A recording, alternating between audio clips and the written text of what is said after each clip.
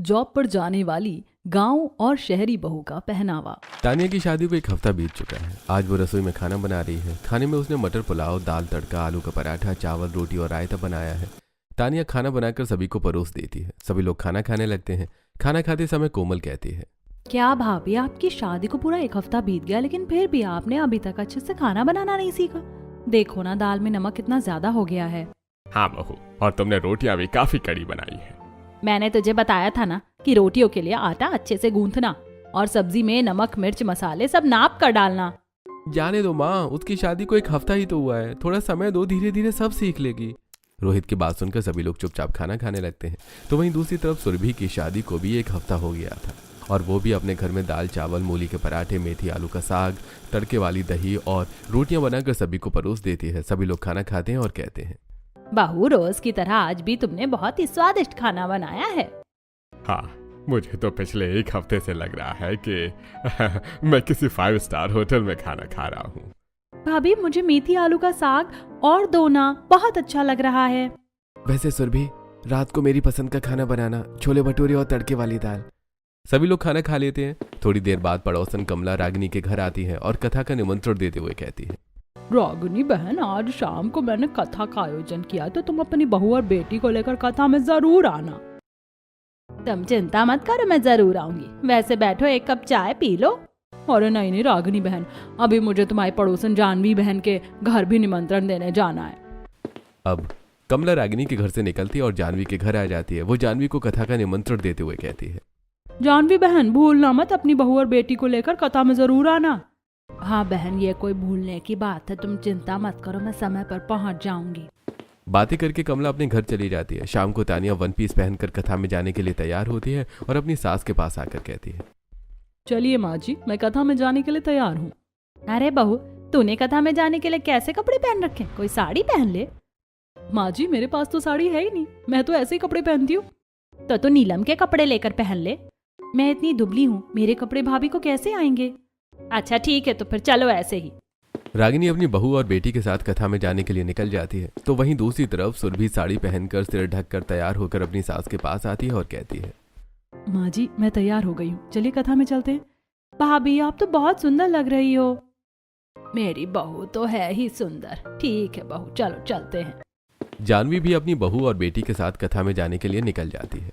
उधर रागिनी तानिया और नीलम को लेकर कथा में पहुंचती है। तभी शोभा रागिनी से कहती है, रागिनी बहन, सुना है तुम्हारी बहू मॉडर्न है और जॉब करती है, लेकिन कम से कम कथा में तो साड़ी पहनकर और सिर ढककर आना चाहिए था। ये कैसे कपड़े पहने तुम्हारी बहू ने? अरे चाची, जाने दो ना, मेरी भाभी मॉडर्न है, मॉडर्न कपड़े ही पहनेंगी। फिर कौन सा उन्हें कथा सुनानी है? हाँ हाँ, मॉडर्न बहू के नाम पर तुम लोग कुछ भी पहनो, भला पूजा में ऐसे कपड़े कौन पहनता है? तभी जानवी भी अपनी बहू और बेटी के साथ वहां पहुंच जाती है। शोभा जैसे ही जानवी की बहू सुरभि को देखती है तो वो रागिनी से कहती है, देख रही हो रागिनी बहन, जानवी बहन अपनी बहू के साथ आई है। उनकी बहू साड़ी में कितनी सुंदर लग रही है और देखो कितने अच्छे से सिर ढक रखा है। बहुत संस्कारी है उनकी बहू। गांव की है तो क्या हुआ, उसमें किसी चीज की कोई कमी नहीं है। ऐसा कहकर थोड़ी देर शोभा जानवी और उसकी बहू से भी बात करती है और वहां से चली जाती है। फिर रागिनी और जानवी दोनों कथा में जाकर बैठ जाती हैं। तब सुरभि तानिया से कहती है, आप ही तानिया है ना? मुझे कोमल ने आपके बारे में बताया था। हाँ, मैंने भी तुम्हारे बारे में सुना था। तुम किसी गांव से आई हो ना? वैसे तुम्हें देखकर लगता भी है कि तुम गांव से हो। सुरभि तानिया की बात पर मुस्कुरा देती है। कथा खत्म होने के बाद सभी लोग अपने अपने घर आ जाते हैं। अगले दिन सुबह उठकर तानिया टॉप और शॉर्ट स्कर्ट पहनकर तैयार होती है और अपना लैपटॉप लेकर अपनी सास के पास आती है और कहती है, माँ जी, मैंने नाश्ता बना दिया है, आज से मेरा ऑफिस है तो मैं जा रही हूँ। ऑफिस जाना ठीक है, लेकिन तूने कपड़े कितने छोटे पहन रखे हैं। माँ, आजकल की लड़कियां अपने ऑफिस में ऐसे ही कपड़े पहनती हैं। चलो तानिया, मैं तुम्हारे ऑफिस छोड़ता हूँ, अपने ऑफिस चला जाऊंगा फिर मैं।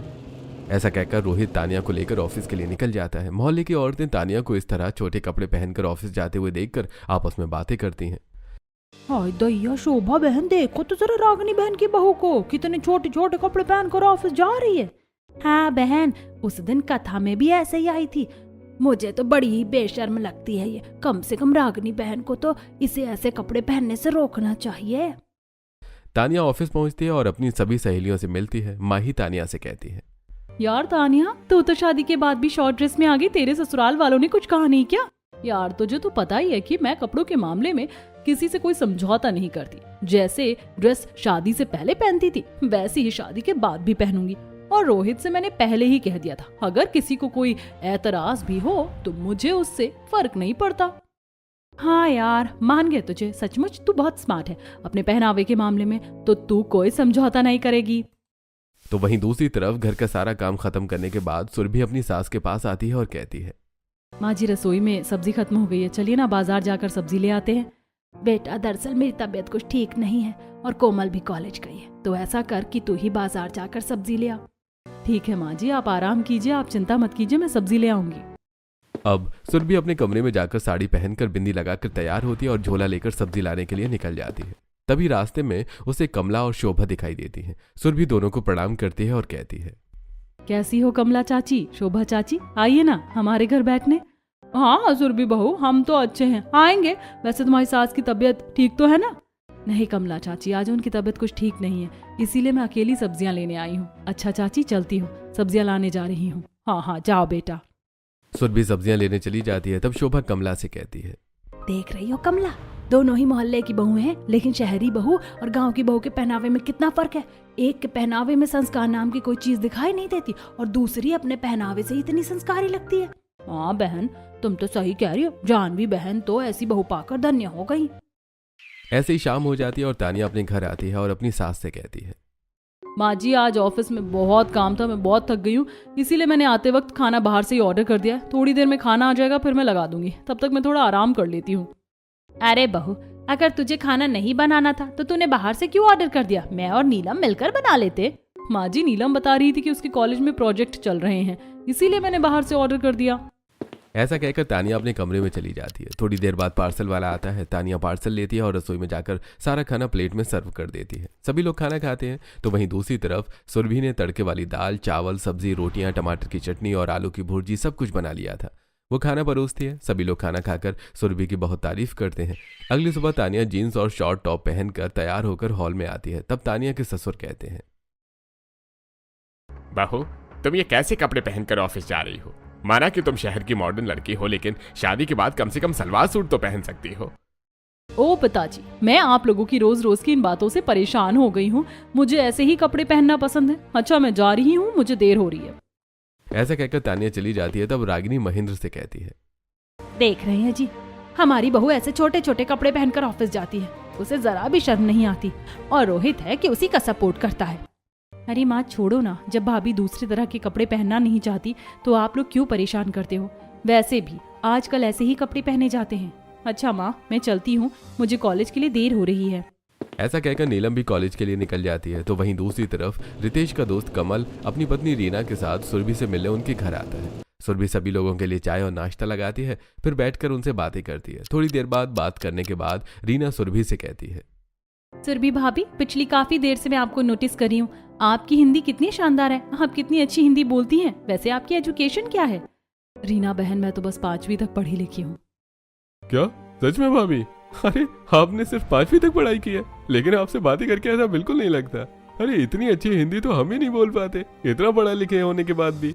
हाँ कमल भैया, दरअसल मेरे पिताजी पुरोहित थे। गांव में लड़कियों को ज्यादा पढ़ाने की प्रथा नहीं है, इसीलिए उन्होंने मुझे ज्यादा नहीं पढ़ाया, लेकिन घर में वो मुझे हमेशा पोथी पुराण वगैरह पढ़कर सुनाते थे।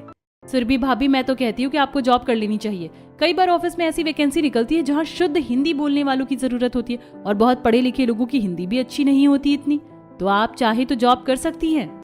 अरे नहीं नहीं रीना, मुझे तो एक सिंपल घर संभालने वाली बहू चाहिए, मैं अपनी बहू से जॉब नहीं करवाऊंगी।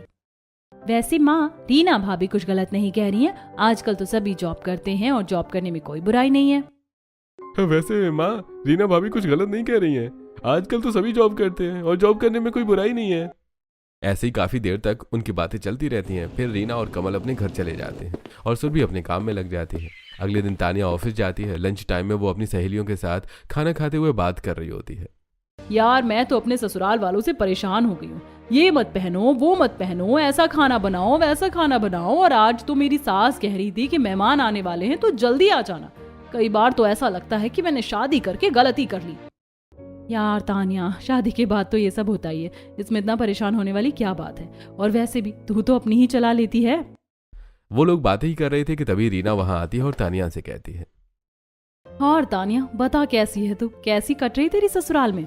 क्यों पूछ कर मजाक उड़ा रही है क्या? अरे नहीं, मैं तो बस यूं ही पूछ रही थी। वैसे मैं कल तेरी पड़ोस में आई थी, कमल के दोस्त थे ना रितेश भैया, उनकी पत्नी सुरभि से मिलने।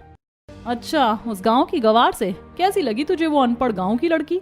यार तानिया कुछ भी कह ले, लेकिन मुझे तो वो कहीं से भी अनपढ़ या गवार नहीं लगती है। हाँ, उसकी एजुकेशन कम है, लेकिन उसके बात करने का तरीका बहुत ही शानदार है, और उसकी हिंदी तो इतनी शुद्ध और आकर्षक है कि मैं और कमल भी प्रभावित हो गए थे। मुझे तो लगता है कि उसे किसी जॉब में होना चाहिए था। रीना, अब तो कुछ ज्यादा ही तारीफ कर रही है उसकी। वो गांव की लड़की, उसका पहनावा देखा है तूने? हर वक्त बड़ी सी बिंदी लगाकर सिर पर पल्लू रखती है। वो जॉब करेगी? अगर ऐसे लोगों को ऑफिस में जॉब मिलने लगी तो हम लोगों को तो किसी के यहाँ झाड़ू पोछा करना पड़ेगा। अरे यार, तू तो कुछ ज्यादा ही भड़क गई। खैर छोड़, जाने दे।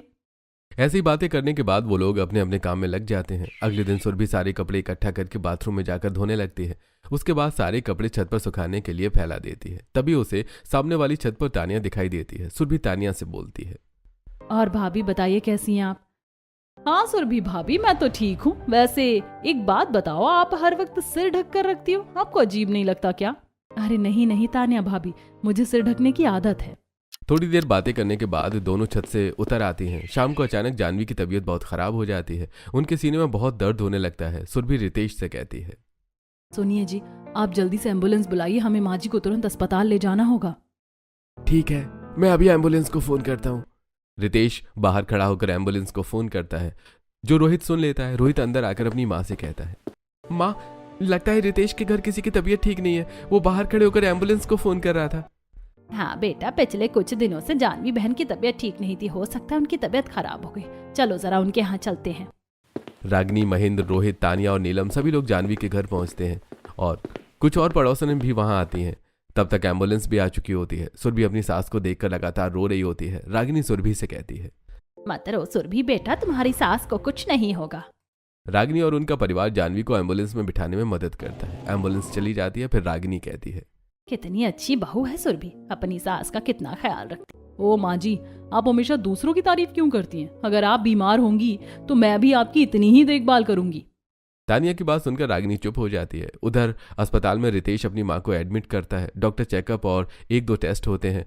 फिर डॉक्टर कहता है, देखिए मैंने टेस्ट करवा लिया है। फिलहाल उन्हें दर्द का इंजेक्शन दे दिया है, जिससे उन्हें आराम है। लेकिन आपकी माँ का हार्ट का नस ब्लॉक हो जा रहा है। अगले 4 महीनों के अंदर उनका ऑपरेशन करवाना बहुत जरूरी है, वरना उनकी जान को खतरा हो सकता है। अभी मैं ये दवाइयां लिख देता हूँ, आप उन्हें घर ले जा सकते हैं।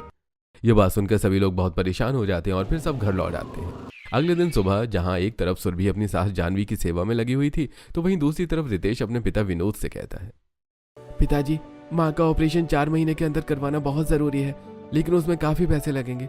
मुझे समझ नहीं आता कि इतनी छोटी सी नौकरी के साथ मैं इतना पैसा कैसे इकट्ठा करूंगा। हाँ बेटा, तू सही कह रहा है। अब मैं तो भी बूढ़ा हो गया हूँ, मुझे भी कोई काम नहीं मिलेगा। भैया आप कहें तो मैं कॉलेज छोड़कर कोई छोटी मोटी नौकरी के लिए कोशिश करूं? अरे नहीं नहीं कोमल, अभी तो फर्स्ट ईयर में है, तुझे कौन सी नौकरी मिलेगी? तो अपना ग्रेजुएशन पूरा कर। वो लोग यही बातें कर रहे थे कि तभी कमल और रीना जानवी से मिलने उनके घर आते हैं। जानवी की तबीयत पूछने के बाद रितेश कमल और रीना को सारी बातें बताता है और कहता है, समझ नहीं आ रहा है कि इतने पैसों का इंतजाम कहाँ से होगा। रितेश भैया, एक तरीका है, अगर आप लोग तैयार हो जाएं तो। अरे भाभी कैसी बात कर रही हैं? बताइए तो सही क्या तरीका है। हम अपनी माँ की जान बचाने के लिए कुछ भी कर सकते हैं। दरअसल भैया, अभी हमारे ऑफिस में हिंदी सेल्स ऑफिसर की पोस्ट खाली है। काफी लोगों ने इंटरव्यू दिया, लेकिन कोई भी सिलेक्ट नहीं हुआ। मुझे विश्वास है कि अगर सुरभि भाभी इंटरव्यू देंगी तो वो जरूर सिलेक्ट हो जाएंगी। हाँ यार, तुझे अपनी पत्नी को नौकरी करने की परमिशन दे देनी चाहिए। सारी बातें करने के बाद रीना और कमल चले जाते हैं। तब सुरभि रितेश से कहती है, सुनिए जी, मुझे तो रीना भाभी की बात बिल्कुल सही लगती है। मैं कुछ समय के लिए नौकरी कर लेती हूँ, कम से कम हम माँ जी का ऑपरेशन करवाने के लिए पैसे तो इकट्ठे कर लेंगे। ठीक है, फिर यही सही रहेगा। तुम कल ही ऑफिस जाकर इंटरव्यू दे दो।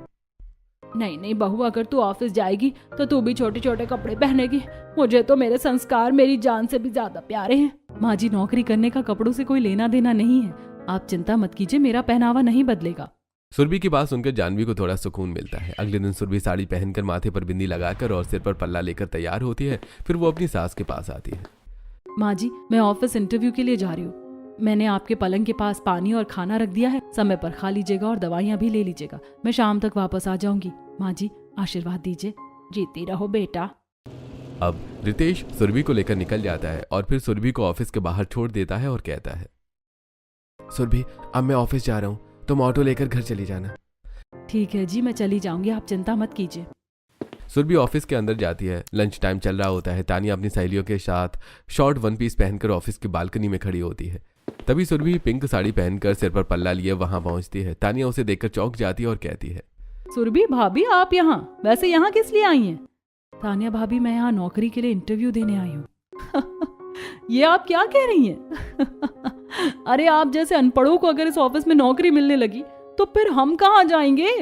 तानिया ये कह ही रही होती है कि तभी रीना वहां आती है और कहती है, अरे सुरभि भाभी आ गई आप, चलिए इंटरव्यू अंदर है। सुरभि रीना के साथ अंदर चली जाती है। तब तानिया की सहेलियां मजाक उड़ाते हुए कहती हैं, यार ये गांव की गंवार तेरी पड़ोसन है और ये ऑफिस में क्या कर रही है? इसके कपड़े देखकर तो लगता है कि झाड़ू पोछा की नौकरी के लिए आई है। वैसे भी वो इसी नौकरी के काबिल है, देखते हैं उसे नौकरी भी मिलती है या नहीं। थोड़ी देर बाद सुरभि रीना के साथ बाहर निकलती है और वहां से चली जाती है। तब तानिया रीना से कहती है, क्या हुआ रीना, मिल गई तुम्हारी सुरभि भाभी को झाड़ू पोछे की नौकरी? तानिया तुम जरूरत से ज्यादा बोलती हो। तुम्हें पता है जो हिंदी सेल्स ऑफिसर की वैकेंसी थी हमारे ऑफिस में, जिसके लिए तुम भी कोशिश कर रही थी, वो नौकरी अच्छी हिंदी होने की वजह से सुरभि भाभी को मिल गई है और कल से वो हमारा ऑफिस ज्वाइन कर रही हैं। ये सुनकर तानिया और उसकी सहेलियों के होश उड़ जाते हैं। तो वहीं दूसरी तरफ सुरभि घर पहुंचती है और सभी लोगों को अपनी जॉब के सिलेक्शन के बारे में बताती है। सभी बहुत खुश होते हैं। रितेश मिठाई का डिब्बा खोलते हुए कहता है, माँ मुझे तो पहले ही पता था कि सुरभि को ये जॉब जरूर मिल जाएगी, इसलिए मैं मिठाई का डिब्बा साथ लेकर आया हूँ। लीजिए मुंह मीठा कीजिए। ऐसा कहते हुए रितेश सभी का मुंह मीठा करवाता है। तब जानवी कोमल से कहती है, कोमल बेटा जरा सुरभि के साथ रागिनी बहन के घर चली जा और उन सबको भी मिठाई दे आ। अब कोमल सुरभि के साथ रागिनी के घर जाती है। सुरभि सभी को अपनी जॉब के सिलेक्शन के बारे में बताती है और सबका मुंह मीठा कराती है। रागिनी कहती है, अरे बहू ये तो बहुत अच्छी बात है, अब तुम भी नौकरी करोगी और अपनी सास का इलाज करवा पाओगी। तुम्हारी जैसी बहू तो सचमुच किस्मत वालों को ही मिलती है। यह सुनकर तानिया पूरी तरह जल जाती है। थोड़ी देर बातें करने के बाद सुरभि और कोमल अपने घर चले जाते हैं। अगले दिन सुबह रागिनी अपनी बालकनी में बैठी धूप सेक रही थी। तभी वो देखती है कि सुरभि साड़ी पहनकर सिर पर पल्लू लेकर रितेश के साथ ऑफिस जाने के लिए निकल रही है। फिर वो बालकनी से हॉल में आती है, जो देखती है कि तानिया भी short fish cut one piece पहनकर लैपटॉप लेकर ऑफिस जाने के लिए खड़ी रोहित का इंतजार कर रही है।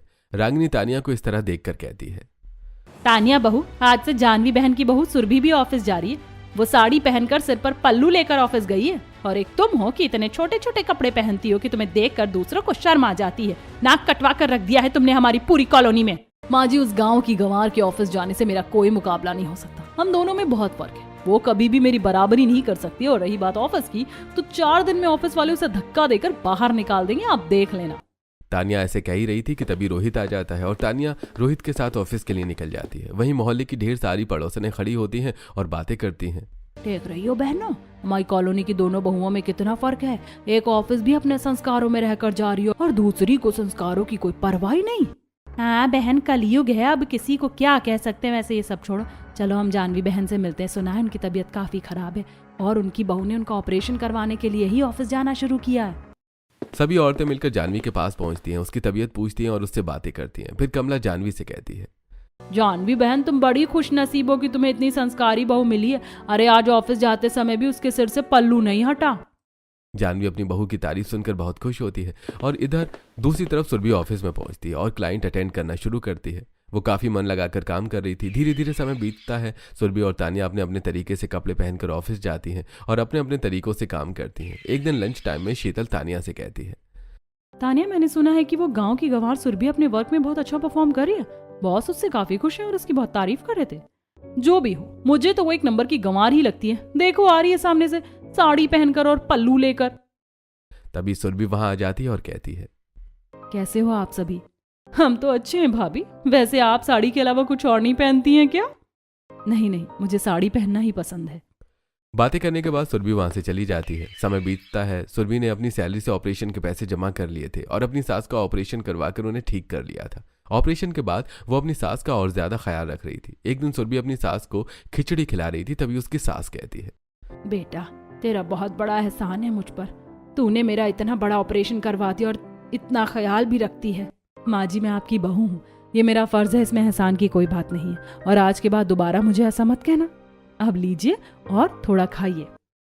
यह सुनकर जानवी मुस्कुरा देती है। ऐसे समय बीतता है। एक दिन गांव का एक आदमी दिनेश ऑफिस आता है और सुरभि को पहचान लेता है। सुरभि उसे इन्वेस्टमेंट के बारे में सारी जानकारी देती है। यह सुनकर दिनेश कहता है, अरे सुरभि बेटा, तुमने मुझे इतनी अच्छी तरह से समझाया है कि मुझे अब समझ में आ गया है।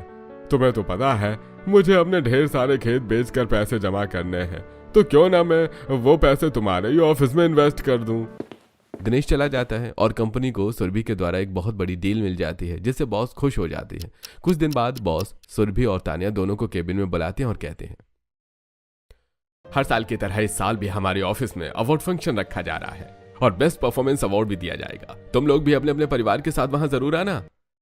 सुरभि और तानिया दोनों हाँ कह देती हैं। शाम को तानिया घर आकर अवार्ड फंक्शन के बारे में बताती है। यह सुनकर रागिनी कहती है, बहू ये तो बहुत खुशी की बात है। माँ जी आप देखना, उस फंक्शन में बेस्ट परफॉर्मेंस का अवार्ड मुझे ही मिलेगा। हाँ भाभी ये तो बहुत अच्छी बात है। हम आज ही मार्केट चलते हैं ताकि आपके अवार्ड फंक्शन के लिए सुंदर सी ड्रेस खरीद सके। दूसरी तरफ सुरभि भी अपने परिवार को अवार्ड फंक्शन के बारे में बताती है और कहती है, माँ जी मुझे तो पूरा विश्वास है कि इस अवार्ड फंक्शन की विजेता तानिया भाभी ही होंगी और मुझे इस बात की बहुत खुशी है। बहू मेरी तरफ से तो तुझे अवार्ड बहुत पहले ही मिल चुका है। तूने इतनी मेहनत करके मेरा ऑपरेशन जो करवा दिया है। भाभी चलिए हम आपके अवार्ड फंक्शन के लिए एक सुंदर सी ड्रेस खरीद लेते हैं। सुरभि कोमल के साथ मॉल जाती है। वहां एक सुंदर साड़ी देखकर कहती है, ये साड़ी बहुत सुंदर है, इसे ले लेते हैं। सुरभि साड़ी खरीद लेती है। तभी सामने वाली काउंटर पर तानिया रेड कलर का fish cut off shoulder gown देख रही होती है। सुरभि तानिया के पास आती है और कहती है, अरे भाभी आपकी अवार्ड फंक्शन की तैयारी हो गई? हाँ देखा मैंने कितना सुंदर ड्रेस खरीदा है। वैसे तुमने भी ले लिया ना ड्रेस? तुमने तो जरूर कोई देहाती सी साड़ी ली होगी। सुरभि मुस्कुरा देती है। दोनों अपने घर आ जाती हैं। अगले दिन अवार्ड फंक्शन होता है। दोनों तैयार होकर अवार्ड फंक्शन में पहुंचती हैं। जहां सुरभि ने एक सिंपल सी साड़ी पहनकर सिर ढका था, तो वहीं तानिया ने एक off shoulder fish cut dress पहनी थी। दोनों अपने परिवारों के साथ फंक्शन में बैठ जाती हैं। तभी विशाल अनाउंस करते हुए कहता है, लेडीज एंड जेंटलमैन, आप सभी को इस अवार्ड फंक्शन के विजेता का नाम का इंतजार है, जिसने अपने काम से सभी का दिल जीता है और सबसे अच्छा बिजनेस किया है। उसका नाम है सुरभि। प्लीज सुरभि जी स्टेज पर आइए। ये सुनकर तानिया का चेहरा उतर जाता है और सुरभि स्टेज पर जाती है। सुरभि को स्टेज पर अवार्ड मिलता है और फिर अनाउंसर सुरभि से कहता है, सुरभि जी आप इतनी सिंपल हैं, फिर भी आपने इतना बड़ा अवार्ड जीता है। मैं चाहता हूं कि आप 2 शब्द कहें। अब सुरभि माइक लेती है और बोलना शुरू करती है। लोगों को लगता है कि सिंपल कपड़े पहनने वाले और संस्कारों में रहने वाले जीवन में कुछ अच्छा नहीं कर सकते, लेकिन ऐसा नहीं है। हमारा पहनावा हमारे कर्मों की पहचान नहीं हो सकता। मुझे अपने संस्कारों पर गर्व है। सभी लोग तालियां बजाते हैं। सुरभि की बात सुनकर तानिया को भी अपनी गलती का एहसास हो जाता है कि वो कितनी गलत थी। अगले दिन तानिया साड़ी पहनकर और बिंदी लगाकर तैयार होकर हॉल में आती है। सभी लोग तानिया को देखकर हैरान रह जाते हैं। तब वो कहती है, माँ जी मुझे माफ कर दीजिए। मैं समझ गई हूँ कि संस्कार हमारी धरोहर है और उन्हें छोड़कर हम जीवन में सच्ची खुशी हासिल नहीं कर सकते। सभी लोग उसकी बात सुनकर खुश हो जाते हैं। तानिया की सास तानिया से कहती है, बहू मुझे बहुत खुशी है कि तुझे संस्कारों का मतलब समझ में आ गया। मुझे तुझ पर गर्व है बहू। और इस तरह तानिया पूरी तरह बदल जाती है।